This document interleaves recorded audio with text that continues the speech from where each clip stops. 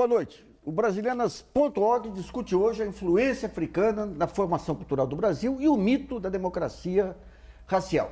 Na próxima quinta-feira, 20 de novembro, é o Dia da Consciência Negra, dia que lembra a morte de Zumbi dos Palmares no final do século XVII. Zumbi é o maior símbolo da luta dos negros contra a escravidão no Brasil. Para darmos início a esse debate, contamos hoje com a presença do advogado e presidente do Instituto Luiz Gama, Silvio Luiz de Almeida, do escritor e autor da obra Ritos de Passagem, Fábio Cabral, e em Brasília da cantora, compositora e atriz Ellen Oléria. E também contamos com a colaboração do jornalista Dima Soldi, que selecionou as perguntas enviadas pelo portal brasilianas.org. Nesse primeiro bloco, vamos falar do mito da democracia racial e da importância de se comemorar o Dia da Consciência Negra. Eu queria começar com o Luiz para falar um pouquinho do Luiz Gama e também desse mito da democracia racial. Bom, em primeiro lugar, eu quero dar boa noite a todos, dizer que é uma alegria muito grande estar aqui, Nassif, Fábio, Ellen. Sou teu fã, viu, Ellen? Saiba disso. E falar sobre o mito da democracia racial e Luiz Gama. Primeiro que Luiz Gama, eu não tenho dúvida em dizer, foi o maior jurista da história desse país. Primeiro pelas circunstâncias, né? Ou seja, ele durante anos foi escravizado, nasceu livre, é um autodidata, não há registro de que um filho, né, de uma pessoa que foi escravizada, de um homem que foi escravizado, e tem se tornado um autodidata e se tornado um dos grandes intelectuais do século XIX. Além disso, uma atuação brilhante nos tribunais brasileiros, libertando centenas de escravizados. Enfim, Luiz Gama é um ícone da luta, da resistência, da força do povo negro e que é pouco conhecido, não tanto quanto ele deveria ser conhecido, uma figura como essa. Agora, em relação ao mito da democracia racial, Nassif, nós temos que lembrar o seguinte: a construção do mito da democracia racial se deu nos anos 30, e é exatamente no período em que o Brasil queria se tornar uma nação e começa a se constituir o Estado brasileiro. Na verdade, o que representou foi um discurso de legitimação da violência sobre o povo negro. É um discurso que apagou as diferenças raciais que foram historicamente construídas e agora, sob o manto da invisibilidade, essa violência continua acontecendo e acontece até nos dias de hoje. Graças à atuação do movimento negro, é que esse mito ele tem sido desconstruído e tem se revelado como, de fato, a sociedade brasileira é constituída a partir do racismo, que não é um elemento eventual das relações sociais no Brasil, mas é um elemento estruturante das relações sociais no Brasil, e o racismo. Se a gente for pegar anos 20, aí, um pouquinho, a música popular ela surge muito forte, a cultura popular no Rio de Janeiro, e o samba, ele cria quase que um território aí de pacificação fora do aparato policial, fora a margem, digamos, da parte institucional. Mas como é que você vê o samba como uma afirmação da cultura negra nos anos 20? Perfeito. Eu acho que o samba tem um papel importantíssimo exatamente para demonstrar o quanto o negro foi capaz de resistir, apesar de toda a violência historicamente que se abateu sobre ele. Agora, em relação à cultura negra, o samba, eu acho que é um ponto fundamental. A questão não é o produto da cultura, mas os produtores, ou seja, o Brasil historicamente desvalorizou os produtores dessa cultura. Então, ninguém tem dúvida quanto ao valor da cultura negra, de tudo aquilo que é produzido pela cultura negra. Mas o que nós temos hoje é uma desvalorização daqueles que produzem a cultura. É isso que a gente tem que pensar. Colocar o negro como num papel de protagonismo em relação àquilo que ele produz. Né? Eu acho que essa é a grande questão. Fábio, conta um pouquinho sobre o Ritos de Passagem e conta como que você vê essa questão dessa tentativa de restauração das raízes africanas de uma forma mais intensa pelo movimento negro. Primeiramente, eu quero dar boa noite, agradecer o convite para esse programa. A questão dos Ritos de Passagem é que desde criança eu sempre gostei de ficção. Sempre gostei de desenho animado, gibi, videogame, literaturas em geral, principalmente literatura fantástica, e gosto até hoje. E sempre teve aquela questão, eu nunca me senti representado. Né? Pelo menos na minha época não tinha herói negro, não tinha nenhum. E depois eu fui ver que o problema era mais embaixo, não tinha, apenas não tinha o herói negro, também havia ausência da inspiração africana. Né? Essas histórias de ficção fantástica, Senhor dos Anéis, Harry Potter, e agora o Guerra dos Tronos, que está na moda e tudo mais, é sempre uma Europa genérica, uma Europa fantástica, genérica, entendeu? O nosso imaginário é sempre posto por debaixo dos panos. Né? E foi isso que me motivou a escrever esse livro, Ritos de Passagem. Né? Eu sempre gostei de contar histórias, essas histórias sempre me encantaram. E eu também queria encantar também, eu queria ter essa pretensão de encantar as pessoas da mesma forma que essas histórias me encantaram. Mas eu queria contar do meu ponto de vista, usando uma inspiração africana, ao invés da inspiração europeia de sempre. Como é que você vê os heróis negros aí no futebol, nos esportes em geral, na música? Os heróis negros no futebol, eles influenciam bastante, eles influenciam muito mais do que eles imaginam. Geralmente são garotos pobres, né, que vêm de uma educação precária e tudo mais. Eles não têm noção da influência que eles exercem sobre as outras pessoas. Né?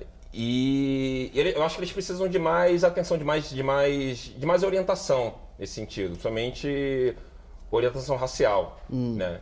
Em geral, como eu vejo assim, mas eu estou generalizando, em geral eles não prestam muita atenção no que eles fazem.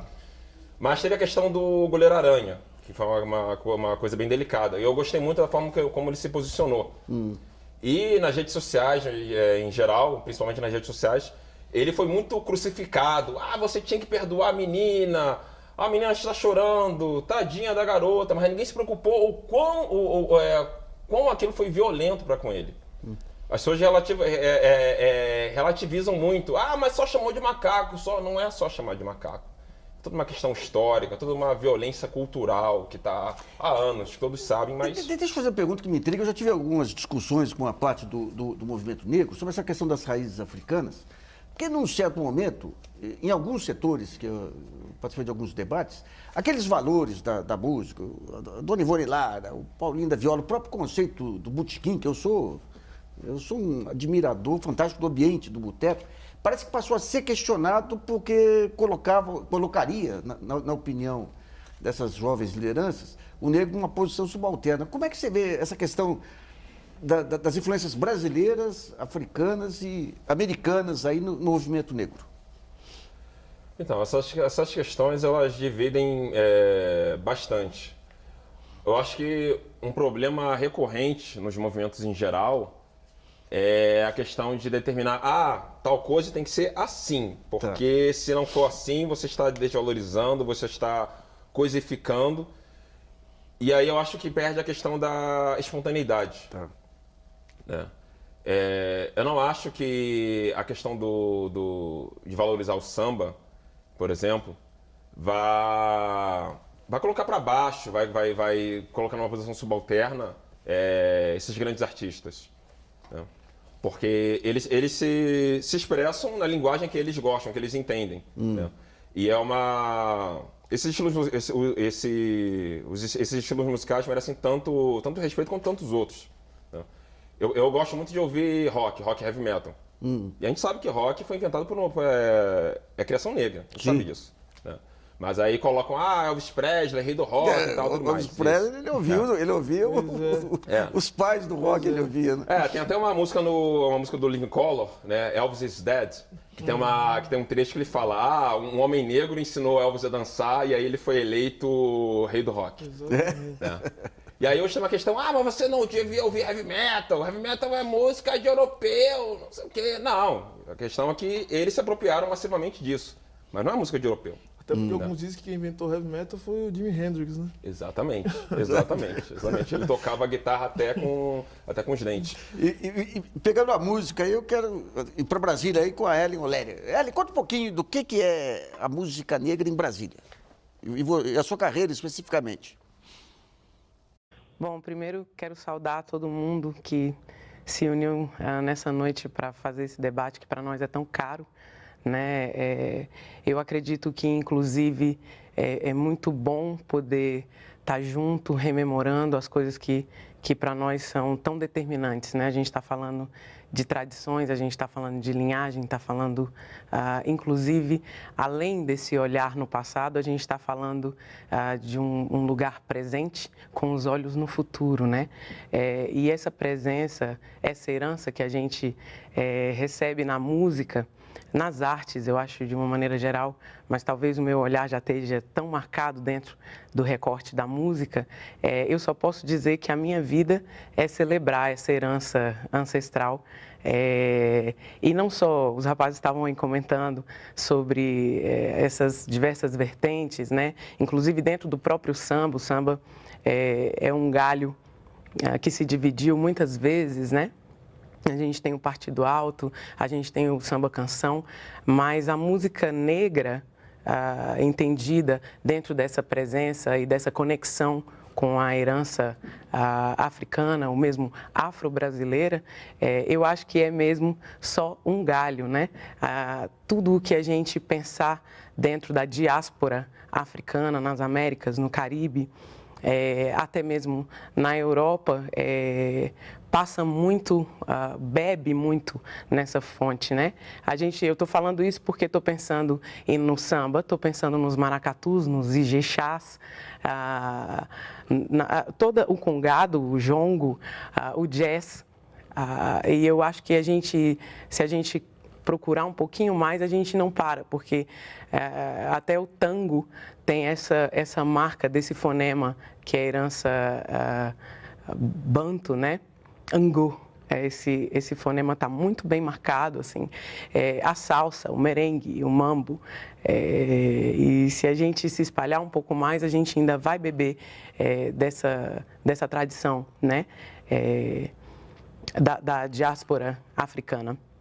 E para nós é sempre celebração, porque o que eu recebi, eu quero compartilhar com alegria, né? Aqui em Brasília é só mais um polo dessa produção, né? O rap está aí, não me deixa mentir. É uma versão super contemporânea dessa herança. Quando você pega o ragtime e o choro aqui, você tinha o dobrado que servia de base para os dois. Quando veio o elemento negro e colocou o sincopado de uma forma um pouco diferente nos Estados Unidos e aqui, deu um molho. Então, eu queria ver com você, Silvia, a gente estava falando desse negócio da música e a sofisticação dos ritmos. Aliás, uns 2 anos atrás, nós gravamos um especial aqui de Dia da Negritude. Nós temos 2 produtores musicais muito bons, o Pelão e no Rio um craque também lá. E contando que o batuque faz parte da música negra brasileira, não faz da música americana, porque o batuque... Aquela visão moralista da igreja americana era contra o batuque porque trazia sensualidade e tudo mais. Mas, Silvio, eu queria ver com você o seguinte, essa ideia, quando você começa a recuperação da história do negro escravo, aquela ideia de pessoas rústicas, que sempre foi passada pela cultura branca aqui, não subsiste. Quer dizer, teve inovação em área agrícola, um conjunto... O que tem dessa recuperação da imagem dos primeiros africanos que vieram ao Brasil? Eu acho que isso remete um pouco à pergunta que você fez ao Fábio sobre essa resistência do movimento negro em valorizar esses símbolos, que são símbolos da nossa cultura, como o samba, enfim, todas as manifestações culturais. Porque o que acontece é que realmente essa apropriação, ela não é feita a partir desses protagonistas do movimento negro, é feito pelos brancos, né? Então, há uma leitura disso que valoriza esses aspectos que não são os essenciais, que não refletem todo o histórico de luta, todo o histórico de resistência e, enfim, se apaga toda a importância que aquela manifestação cultural carrega em si. Então veja, assim, o que eu acho que é de fundamental. Eu acho que muito tem sido recuperado, tanto do ponto de vista da cultura, acho que o Fábio está aí para mostrar isso a Ellen, mostrando exatamente como a gente está se reapropriando das nossas heranças culturais. E falando especificamente, quando você fala de história, falando do Luiz Gama, nós temos que recuperar o Luiz Gama não a partir, por exemplo, usando ele como exemplo, das histórias que mostram ele como um ex-escravo que conseguiu por meio de esforço próprio, né? E fica uma história um pouco romanceada, dá um romance, mas isso deixa de mostrar a importância que o Luiz Gama teve enquanto jurista. O Luiz Gama tem um texto chamado Questão Jurídica, Nesse texto, demonstra-se que o Luiz Gama tem uma sofisticação, um conhecimento de direito romano. Eu diria o seguinte, o Luiz Gama foi um dos primeiros juristas a trazer para o Brasil o liberalismo jurídico, de fato, colocando o direito como algo de pertencimento universal. O Luiz Gama Como é que explica o fenômeno do Luiz Gama? André Rebouças, que é outro visionário fantástico. Sim, também. Assim, o Rebouças, Luiz Gama, são fantásticos. Mas o que chama mais atenção no Luiz Gama é o fato de ser um autodidata. Que coisa, hein? Né? Que é uma coisa impressionante. Conhecer o direito, conhecer a política e mais. O Luiz Gama, ele além de conhecer direito, conhecer muito bem tecnicamente, com discussões sofisticadíssimas no campo jurídico, ele é pioneiro numa coisa que o Brasil tem pouca tradição, né? Que é da crítica do direito, né? E criticar não só o direito, mas fazer a crítica política do direito. Falar o seguinte, olha, virar para um grande jurista como, enfim, como Perdigão Malheiros e tantos outros juristas, ele virar e falar assim, olha, sabe por que você está lendo o direito desse jeito? Porque você é comprometido com os poderosos, porque você é comprometido com a escravidão. Era um atrevido. Ele era chamado de atrevido por conta disso. Então eu acho assim, nós temos que recuperar essas histórias é fundamental demonstrar como nós não apenas produzimos coisas bonitas, né? Como são as coisas que a cultura negra faz, mas nós produzimos coisas que são fundamentais para a leitura do Brasil, para entender o que é esse país. Eu costumo dizer o seguinte, Nassif, quem não sabe nada sobre cultura negra, não sabe nada sobre o que foi o fenômeno da escravidão, não tem condição de falar nem de economia nem de política nesse país. Tem razão, toda razão. Fábio, como é que você interpreta essas novas manifestações musicais aí de periferia, o funk e outras mais? Como é que se insere nessa recuperação da negritude? Eu enxergo essas manifestações como o jovem adulto, ou até mesmo adulto, né, dando voz a si próprio, a voz que sempre foi negada a ele, né? Você vê aquelas músicas de sempre, aqueles ídolos adolescentes de sempre, aparecendo naquelas revistas de sempre, né? E hoje, com o advento de redes sociais, de internet, né, agora eles conseguem fazer divulgação própria, né, sem depender de grandes gravadoras, ou até mesmo pequenas gravadoras alternativas, né, se jogando no mercado, né? Então é importantíssimo sim que esse jovem adulto, enfim, esse jovem de periferia se expresse à sua própria maneira, tenha a sua própria voz, né, e mostre a sua cara, né, fale da sua realidade, do seu ponto de vista. Porque é importante que cada um fale do seu próprio, com a sua própria voz para mostrar para o mundo que ele também existe, que ele também está lá, que ele também faz parte desse grande diagrama do mundo. Eu tenho um livro chamado O Menino de São Benedito, que eu lancei em 2002, 2003, até foi finalista do Jabuti. São Benedito era onde eu morava, lá em frente a um lago lá, e eu convivi com os congos lá, com congada. Toda a minha infância e adolescência eu convivi com os congos e congadas. Eu voltei lá para lançar o livro e havia os caiapós, que eram os índios lá, os caboclos. Eu voltei para lançar o livro justamente no dia 13 de maio. E percebi o seguinte, os caiapós, que eram da zona rural, tinham caiapós de todas as idades. Quando você entrava nos congos, ou tinha os congos muito velhos, já dos anos 70, ou a rapaziadinha, ou a criançadinha. Todo aquele meio campo de idade tinha ido ou para o samba ou para outros.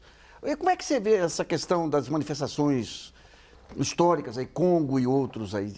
Tende a se perder com o tempo? Algumas coisas se perdem, outras não, mas acho importante preservar, dar uma roupagem nova. Eu não sei, infelizmente eu não sou músico, né? Eu só tenho voz, mas eu não sei. Vou ter voz boa, né? Obrigado. Né? Infelizmente eu não sou músico, mas eu gosto muito de ouvir música, né? Atualmente estou gostando muito de ouvir música contemporânea africana, né? De diversas partes do continente, né? Muitos músicos do Mali, músicos de Uganda, da África do Sul, enfim. A África do Sul tem um ritmo aí que é uma coisa fantástica. Né? Tem uma cantora chamada, eu não sei se vou pronunciar corretamente, Sinfuidana. Ela é de etnia Xhosa, que é a mesma etnia do Mandela. Ela tem uma voz sensacional, ela é espetacular. E o coro deles Sim. lá é uma coisa... Não, mas é engraçado que quando você vê na rede social, classifica ela como etno-jazz. Mas como assim jazz étnico? Jazz é nosso, por que você tem que botar lá o étnico? Não faz sentido, né? Enfim. E aí eu vejo nessa música contemporânea africana, né, uma releitura dos ritmos tradicionais, com essa roupagem nova, com esses apetrechos eletrônicos, todos esses recursos que a gente tem hoje. Eu acho isso importante revitalizar. É importante você manter o que teve, mas também é importante você seguir adiante, né? Olhar para frente. Eu também é dessa forma que eu escrevo, dessa forma que eu enxergo a literatura. Você olhar para frente, não você ficar preso muito ao passado. Então, perguntar para ela, como é que é, digamos, aí em Brasília, essa questão, a gente está falando o mito aí da democracia racial. Como é que se recebe, digamos, o tipo de música que você faz e quem é o grupo que você tem aí de parceiros e seguidores dentro dessa ótica musical? Eu acredito que a música é uma grande diluidora de fronteiras, né? Então, a música que faço, acredito que é para chegar a quaisquer tipo de pessoa, de qualquer geração, de qualquer pertencimento étnico-racial, de qualquer parte do globo, inclusive. Porque eu acho que a língua dentro da música é apenas uma dimensão e ela não cria limites, né? Muito pelo contrário. Eu acho que gera outros níveis de curiosidade, de envolvimento, de interesse, e inclusive de aprofundamento, que a gente escuta diferente, né? Estou falando como uma ouvinte de Björk também, que eu escuto várias coisas, e a língua é realmente uma dimensão da canção, né? E ouvindo sobre toda essa coisa, e eu acho para falar sobre enfrentamento do racismo, a gente precisa falar de um pertencimento muito mais complexo, né? Nenhum olhar simplista sobre a cultura, sobre a tradição brasileira daria conta desse cenário complexo. E eu acho, inclusive, que é muito importante não perceber a música em nenhuma manifestação cultural de uma maneira arborescente, né? Eu não acredito em processos evolutivos e eu acho que tudo é muito mais complexo, muito mais rizomático, né? A gente estava falando sobre essa questão temporal, espacial também. O Fábio falou agora de olhar para o futuro, né? Eu acho que é isso, a gente está o tempo todo com um olhinho no futuro que não impede, né, a gente receber esse arcabouço, essa informação do passado, inclusive para a gente se situar no presente, mas estou sempre com um olhar no futuro, imaginando como que a gente pode construir uma sociedade mais igualitária, desconstruindo essa máquina muito bem elaborada, né, muito sofisticada do racismo. E eu acredito que a arte tem sido uma das ferramentas poderosas para desconstruir esse cenário. Inclusive porque eu acho que a nossa geração está colhendo os frutos desses movimentos negros, e eu acho que para falar de movimento negro a gente precisa falar no plural, porque de fato são várias correntes, vários pensamentos e redes de atuação. E eu acho que os movimentos negros construíram para nós um espaço muito mais favorável hoje. A nossa geração está ocupando os lugares, e eu acho que de uma maneira muito mais determinante, porque a gente está falando de acessibilidade. A população negra hoje tem mais acesso à TV e aos processos decisórios, aos processos políticos, do que há 30 anos atrás, há 40 anos atrás. E isso graças a essa resistência, a essa luta incansável, né, da nossa gente. E estamos juntos aí, continuando a batalha.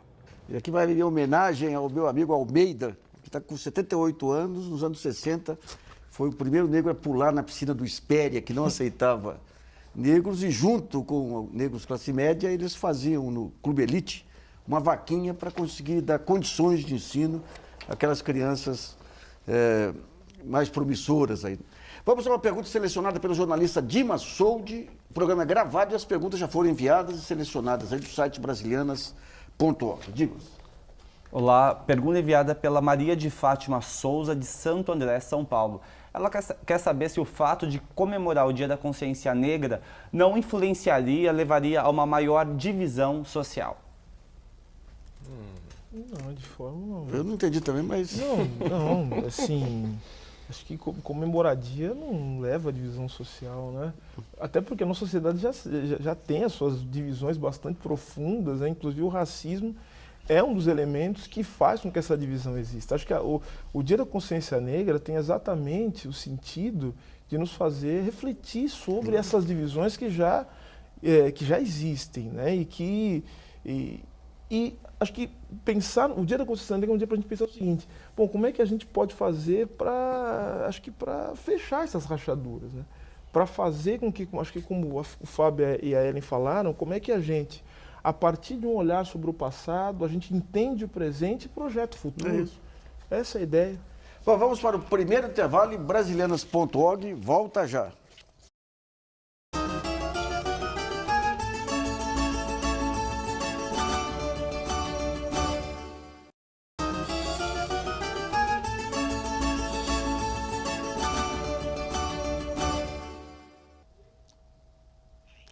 Voltamos a apresentar o programa Brasilianas.org, especial sobre a consciência negra. Nesse segundo bloco vamos falar dos movimentos que reúnem a comunidade negra na luta pelos seus direitos. Mas antes eu queria explorar um pouco o Silvio aqui, que o Silvio é filho de um grande jogador, que foi o Barbosinha, goleiro, e nós estávamos conversando no intervalo sobre os grandes goleiros negros, desde o Barbosa, de 50 até Veludo e Pompeia, que foram ídolos na minha infância, lá atrás. Conta um pouquinho, como que foi como é que era a convivência do seu pai do futebol em relação a essas questões raciais? Então, eu acho que o meu pai, que inclusive deve estar nos assistindo, né? Quero mandar um beijo enorme pro meu pai. Ele sempre me relatou alguns casos, né?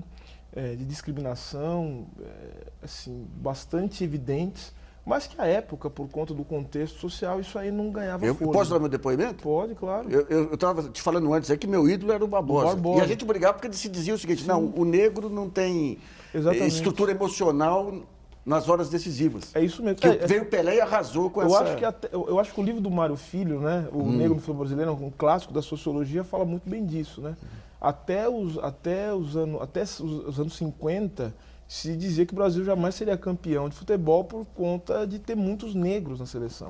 Então você perceba que mesmo depois da construção do mito da democracia racial, o racismo científico ainda pautou o nosso olhar sobre a questão racial no Brasil até 58, né, quando os negros arrasaram. Meu pai sempre me contou essa história e, assim, eu acho que meu pai foi um dos poucos goleiros negros que conseguiu ter sucesso, né, um sucesso no futebol. Ele foi titular do Corinthians durante algum tempo, mas logo depois parou de jogar futebol, se aposentou, enfim, mas me relatou situações difíceis, né? E essa questão dos movimentos, porque tem vários movimentos negros aí. Perfeito. Você tem... Como que são as divisões hoje aí? Olha, a gente pode falar de divisão, acho que são diferentes em relação a como lutar contra o racismo. Acho que quando você falou da questão das divergências sobre como a cultura do negro é vista pelos vários movimentos e como você já entrou em embate com eles. Eu acho que há uma divisão, acho que há parcelas do movimento negro que acreditam que a luta deve ser feita pela cultura, outros a partir de espaço de poder político, outros a partir de inserção na educação. A Fundação Ford teve alguma influência grande nesses grupos novos? Acredito que sim. A partir do momento em que a Fundação Ford ela passou a financiar os estudos, né, em parceria com algumas organizações. Mas o que também não quer dizer que as pessoas acho que esse é um discurso que tem, acho que até por isso que você está perguntando, acho que é um discurso que associa a Fundação Ford a uma espécie de colonização né, do movimento negro e tal, né? Não, mas é que existem algumas pessoas que dizem isso, né? Que falam que de repente era como trazer os problemas dos Estados Unidos para a realidade brasileira a partir dos estudos que eram feitos por essas pessoas que receberam. Mas a coisa não funciona muito bem assim. Eu acho que houve parceria entre a Fundação Ford e algumas entidades, e essas entidades, eu acho que propiciaram a possibilidade de se ver os problemas raciais. Uma coisa que me incomodou muito, alguns anos atrás, até um debate que a gente teve no Sesc Vila Mariana, é que parte desse movimento negro, até eu fui com o meu amigo Almeida lá, e parte desse movimento negro, ele tende que são, digamos assim, uma classe média mais internacionalizada, tende a depreciar o Brasil da mesma maneira que a gente vê numa classe média branca aqui, de depreciar o Brasil. Sabe? Então, por exemplo, dão os exemplos americanos, como... Outro dia eu fui num show aqui de um grande violonista brasileiro com uma grande baixista americana, estava um movimento negro que era fanático pela baixista e não conhecia o músico brasileiro. Não tem aí uma certa sintonia aí com a cultura africana brasileira? Não, o que acontece é o seguinte, Nassif, eu acho que o movimento negro, assim como todos os movimentos sociais, eles são atravessados por uma discussão política que é uma discussão econômica. Acho que tem uma questão de classe aí e uma discussão de posição frente ao estágio do mundo. Então você tem o movimento negro, que é um movimento pautado pelo liberalismo, que acha que a luta do negro é por formar uma classe média negra, coisa da qual eu discordo. Eu acho que há uma outra parte do movimento negro que acha que os grandes problemas do negro são exatamente causados por essa visão liberal de mundo, o que dá no modelo norte-americano, que não pode ser imitado na sociedade brasileira por conta das diferenças estruturais, sociais, políticas, econômicas, e também porque não é um modelo de sucesso. Nós estamos vendo o que está acontecendo nos Estados Unidos. Né? Os Estados Unidos hoje elegeu, as últimas eleições do Congresso, elegeram alguns negros, mas pessoas extremamente conservadoras e que são contra todas as políticas que o Obama, né, as políticas muito tímidas, aliás, que o Obama está querendo fazer. Então, a questão racial, e essa é uma questão fundamental, ela não pode ser vista tão somente como uma questão racial. A questão racial, ela engloba a questão econômica, o racismo é legitimador da desigualdade, o racismo é produtor de desigualdade. Então, existem pessoas na sociedade brasileira e também em outras partes do mundo que se beneficiam do racismo. E é contra isso a gente tem que combater isso. Então, não adianta só atacar a questão racial se a gente também não tiver um olhar muito profundo sobre as desigualdades no Brasil. Como é que você vê essa discussão, Fábio? Então, porque o pessoal esquece de ver o negro como um ser humano. Mas isso não tem nada a ver com o dia da consciência humana. Isso é uma outra história que isso não tem nada a ver. Que o pessoal fala, mas tem que ter consciência humana. Não tem que ter dia da consciência negra sim, porque tem que ter os movimentos sim, pra gente discutir essas questões sim. Racismo só vai melhorar se a gente falar sobre isso. Não tem essa, não vamos falar sim. Né? E a questão dos movimentos negros, que como a Ellen falou, são movimentos, são plurais. Entendeu?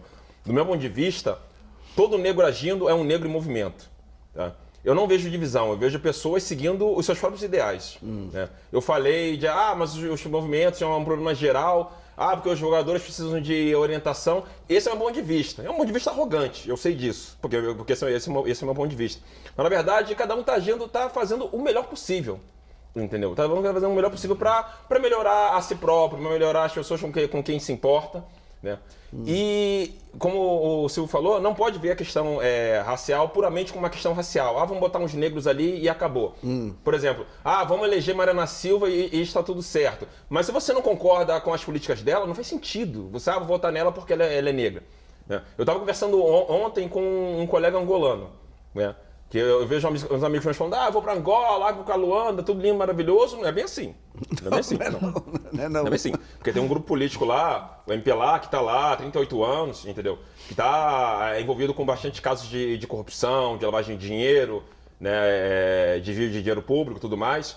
Né? Então, e são todos negros. Mas isso também não quer dizer que, tá vendo, olha lá, o negro é igual ao branco e tal. Isso também não é pra deslegitimar. O pessoal também adora usar esse discurso. O negro faz igual, então não vamos lutar pelo negro. Vamos lutar sim, porque racismo causa problemas sérios, sim. Entendeu? Então a gente vai lutar sim, mas... O que a gente pode entender, então, você tem o movimento negro, as diversas formas do movimento negro, mas estão todos debaixo desse grande guarda-chuva das políticas de inclusão, das minorias. Sim. Esse a gente não pode, assim, veja, a gente tem que... A luta racial, ela tem uma materialidade. O racismo, ele se manifesta objetivamente. O racismo não é apenas uma ideologia entendida como uma opção do racista ou então como um posicionamento de consciência. O racismo, ele estrutura relações, ele forma a subjetividade das pessoas.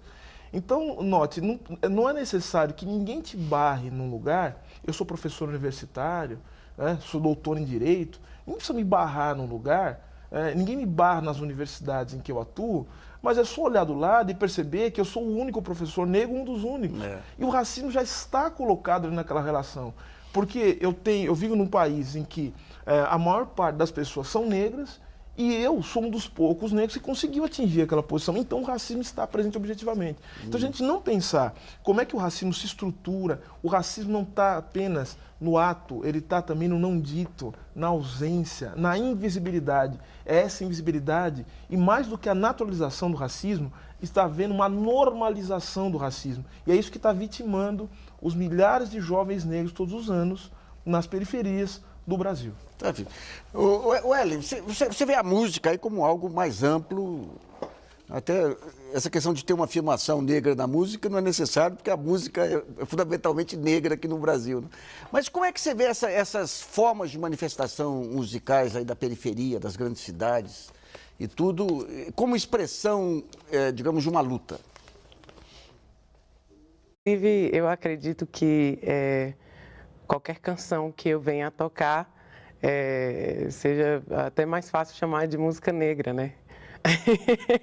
De alguma maneira, eu sinto que a gente se encontra dentro das manifestações e eu acho que isso não é divisão, né? Isso é muito mais multiplicar do que dividir.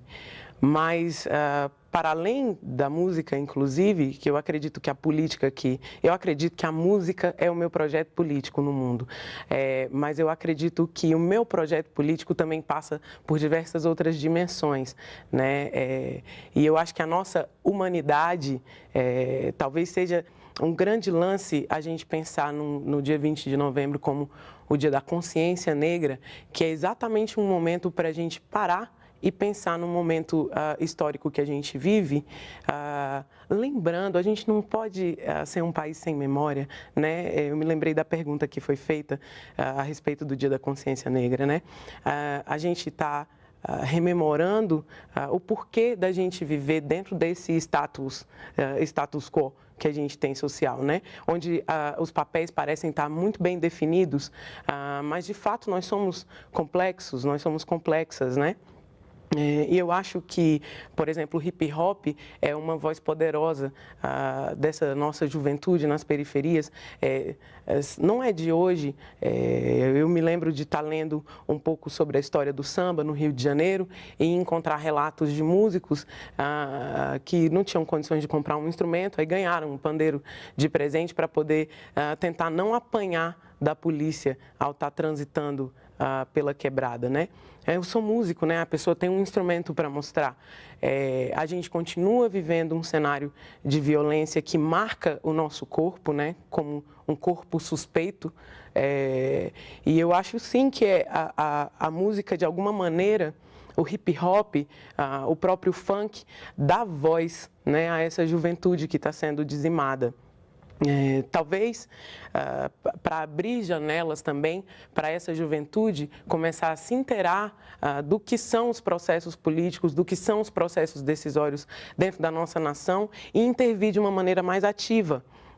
Né? Não adianta a gente estar falando do carnaval enquanto uma festa de celebração e com essa larga tradição que põe, que visibiliza, né, a nossa presença negra no Brasil, sem conseguir nos ver para além das cordas, né? Quem já pulou carnaval sabe do que eu estou falando. Essa linha que separa o público pagante do público que faz o carnaval, né? Eu acho que a música faz isso. Dentro da música a gente ainda consegue evidenciar o que é esse cenário racial, né, estipulado, estabelecido. Mas eu acredito sim que a gente está vivendo um momento histórico muito agudo, muito pungente. Eu acho que a gente está ocupando os espaços, a juventude está percebendo o real poder de intervir nessa máquina. E a gente está conseguindo construir outras formas de expressão onde nós sejamos visibilizadas também. Bom, vamos a mais uma pergunta selecionada pelo jornalista Dimas Soldi. Lembrando que o programa foi gravado e as perguntas já enviadas pelo site brasilianas.org. Dimas. O Ricardo Silva, do Rio de Janeiro, ele pergunta se as redes sociais e a internet, elas ajudam na organização dos movimentos sociais da população negra. Emendando aqui se a mídia, se a internet é uma mídia mais democrática.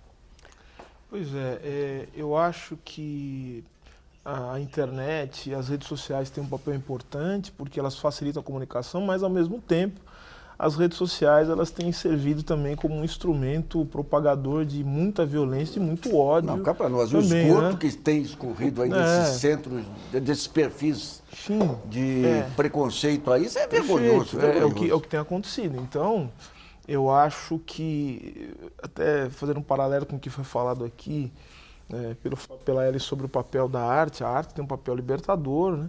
Mas ao mesmo tempo a arte também foi usada várias vezes para você legitimar situações de profunda opressão, e eu acho que esse é o papel um pouco. As redes sociais, elas, ao mesmo tempo que podem difundir ideias, aproximar as pessoas, elas também servem também para dividir as pessoas. A gente viu, né, a gente vê os casos, episódios, tudo Luiz Gama, a gente lida com isso, com episódios de racismo difundidos pelas redes sociais, as pessoas não têm mais qualquer tipo de pudor. Saiu do armário, enfim. E a gente viu nas eleições, né? Ou seja, como está sendo chocado o ovo da serpente, né?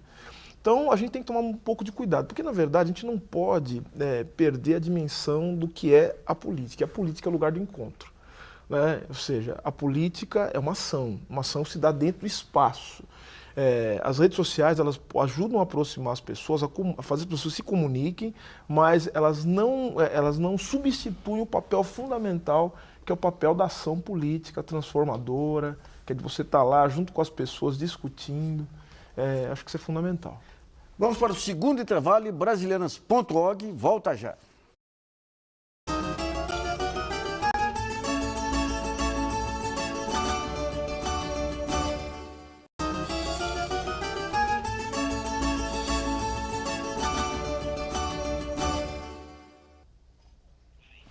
Voltamos a apresentar o brasilianas.org sobre o Dia da Consciência Negra. Nessa última parte do programa, vamos falar do legado cultural da raiz africana, a contribuição desse continente na construção do nosso ritmo, costumes e sabores, e de um problema que às vezes me incomoda um pouquinho, que eu vou até provocar o Silvio aqui com sua formação de direito aí. Eu participei uma vez de um debate, eu estava comentando um pouquinho antes aqui, com o pessoal desse movimento negro mais Fundação Ford lá, um livro até de um autor baiano. E daí você percebe que é o seguinte, às vezes, aquele negócio, são vários movimentos negros, mas tem uma parte que acha que não tem uma solidariedade com outros movimentos sociais, e às vezes propagam até uma certa discriminação aí contra gay, contra europeu. De que maneira, e a gente percebe dentro da própria discussão do meu blog lá, que tem um pessoal que é contra toda forma de discriminação racial e outros que são a favor da forma de afirmação racial negra. Como é que você vê essa solidariedade dos despossuídos, digamos assim? Não, como eu disse anteriormente, a questão racial ela tem uma base em todas as contradições do mundo. O mundo é cheio de contradições. Então, o movimento negro, e como muito bem aqui foi dito, são movimentos negros, eles refletem essas contradições, é o reflexo de uma série de contradições que estão no mundo, e não só nos movimentos. E nesse sentido, a gente percebe que há, sim, o que você colocou muito bem, uma série de distorções. Porque, apesar do sujeito lutar contra o racismo, ele é homem, né? E aí ele é machista. E aí também ele é heterossexual, então ele é homofóbico. Mas agora, a questão é a seguinte, do ponto de vista político, é inaceitável que alguém lute contra o racismo e carregue consigo machismo e homofobia. Isso é uma contradição. Isso não pode acontecer. Por quê? A luta contra o racismo é uma luta pela superação do racismo, não como uma afirmação da raça. A gente tem que superar o racismo e superar também essas divisões. E nesse sentido, é necessário ter, sim, os movimentos negros têm que fazer essa autocrítica, e não é possível que a gente lute para superar uma divisão, promovendo outras divisões também que estratificam a sociedade e legitimam todo tipo de desigualdade. Fábio, quais são as referências hoje que você é um amante do rock aí que você mesmo colocou. Quais são as referências culturais hoje mais expressivas para o seu grupo cultural e tudo? Olha, como eu te falei, eu gosto bastante de quadrinhos, né? Quadrinhos e literatura, né? E hoje eu vejo um movimento interessante, né? Quando põe lá o Capitão América, o Steve Rogers, ele se aposenta por uma situação do quadrinho e aí entra o Falcão. Mas assim, quando a Marvel anunciou o novo Capitão América será o Falcão. Por uma questão da história, se você acompanhar a história, você vê que aquilo foi coerente. Mas aí a mídia brasileira fala, o novo Capitão América será negro. Aí vem um monte, vem um chorume enorme e tal, porque é negro, politicamente correto e tal. Isso é um absurdo, entendeu? Eu vejo isso ao mesmo... É claro que também tem a questão racial, assim, vamos dizer, com uma questão tardia de reparação, mas tem uma questão da história, entendeu? E aí eu vejo hoje, quando eu fui ver a repercussão que deu o fato do Falcão ser o novo Capitão América, eu vi crianças falando, papai, eu quero ser presidente dos Estados Unidos e eu quero ser Capitão América quando crescer, entendeu? Isso é importante, essa representatividade. O Joaquim Barbosa foi importante para essa afirmação? Então, Joaquim Barbosa, concorde você ou não com as posições políticas dele? A figura simbólica lá foi. A figura simbólica é importante. É importante você ter lá uma figura de poder, entendeu? Para as pessoas... É o que a gente estava até falando aqui, né? Assim, eu tive alguns momentos na minha vida que me impulsionaram profundamente. Bom, meu pai ter sido jogador de futebol, goleiro do Corinthians, figura do meu pai, muito importante para mim, para minha afirmação. Depois, quando eu conheci Jimi Hendrix, eu toco guitarra, foi fundamental para mim. Falei, puxa vida, eu posso tocar também. E eu tenho como referência, não um guitarrista, mas aquele que foi o melhor de todos. E Luiz Gama, né? Luiz Gama, quando você é estudante de Direito, você conhece a história de um homem que, não só do ponto de vista da história da sua vida, mas daquilo que produziu, sem dúvida nenhuma, ele se equipara ou ele é superior a todos os grandes juristas que passaram nesse país. Esse não reconhecimento se deve a essa visão... Isso é racismo, né? É racismo, ou seja, a subalternização do negro. E por isso que eu falei, a nossa produção, ela é maravilhosa. Fala de cultura negra, né?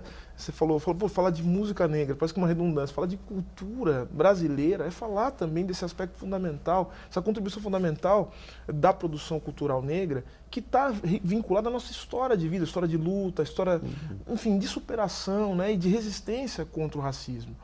Agora, a invisibilidade dessas pessoas se deve ao fato de que a nossa sociedade ela paga a figura do negro, ela normaliza a nossa exclusão. E é o que acontece na história em quadrinhos, ou seja, é estranho você ter o Falcão, né, no caso, um personagem de história em quadrinhos, sendo o novo Capitão América. Mas não é estranho que todos os outros Capitães Américas, que foram vários, sejam todos brancos. Ou seja, o normal é o branco, né? O negro passa a ser uma exceção, né? A gente normaliza aquilo que não poderia ser normalizado. Vamos a outra pergunta enviada através do portal brasileiras.org, selecionada por Dimas Souza. Dimas. A Vera Almeida, de São Paulo, ela quer saber se o aumento de movimentos de consciência negra trazem algum reflexo para a maneira como a mulher negra é construída na música e nas festas nacionais. Ellen, como é que você vê isso, Ellen? Eu acredito que... engraçado isso, que ontem eu estava ouvindo Clementina de Jesus e estava ouvindo Jovelina Pérola Negra. E me lembrei de uma vez que Leci Brandão contou que a Jovelina não conseguia fazer programas de TV, porque os diretores diziam que ela era negra demais para a tela. Negra demais. Sua pele é muito escura, não conseguia dar jeito, e ela nunca conseguia fazer os programas de TV. E eu acredito que o fato de terem havido essas mulheres, de terem existido essas mulheres, essas vozes poderosas na história da música brasileira, me deram energia, me deram vitalidade para cantar também, né? Eu acredito que todo movimento é feito por pessoas e a gente só precisa ter movimentos lutando por direitos, porque o Estado ainda não deu conta de, com seu aparato, atender a todas as demandas de todas as categorias. Eu tenho dito isso entre minhas paridades, né, junto dos meus pares, que eu acho que é muito importante a gente trabalhar para o aprofundamento e para o aperfeiçoamento do conceito da democracia. entendendo as especificidades dos processos discriminatórios. Eles não são iguais. Cada processo discriminatório tem um formato, tem um modus operandi, né? Tem um jeito de acontecer.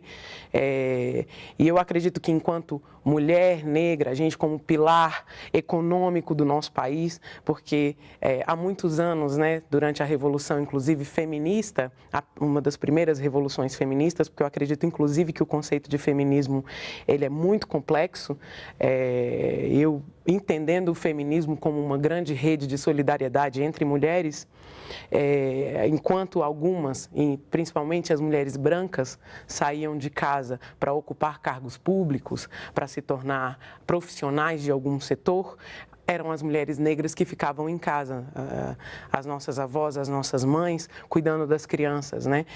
De alguma maneira é a gente que cuida e ainda se mantém nessa estrutura de manter sólidas as casas, as famílias. E quando eu estou falando de família, eu estou falando num conceito complexo também, porque eu cresci vendo formatos de família, né, diferentes. São aqueles irmãos que cada um tem um rostinho diferente. Inclusive, cada um tem um tom diferente de pele, porque cada um é filho de um pai. E todos vivem com a vovó. Isso é família. E viva Dona Ivone Lara, um nome, uma deusa de todos nós aí. E o Brasilianas.org sobre a consciência negra termina por aqui. Eu agradeço muito a participação do advogado e presidente do Instituto Luiz Gama, o Silvio Luiz de Almeida, do escritor e autor da obra Ritos de Passagem, o Fábio Cabral, e da cantora, compositora e atriz Ellen Oléria, e também da colaboração do jornalista Dimas Soldi. E você que fica conosco até agora vai ouvir, para esse final grandioso aqui, a Ellen cantando um dos grandes compositores de todas as cores do Brasil, que é Milton Nascimento. É com você, Ellen. Nosso imperador da música brasileira. Deixar a sua luz brilhar e ser muito tranquila. Deixar o seu amor crescer e ser muito tranquila. Brilhar, brilhar, acontecer, brilhar, faca molada. Irmão, irmã, irmã, irmão de fé, faca molada. Faca molada. Mas é preciso ter força, é preciso ter raça, é preciso ter gana sempre. Quem traz no corpo uma marca, Maria, Maria, mistura dor e alegria. Mas é preciso ter manha, é preciso ter graça, é preciso ter sonho sempre. Quem traz no corpo essa marca possui a estranha mania de ter fé na vida.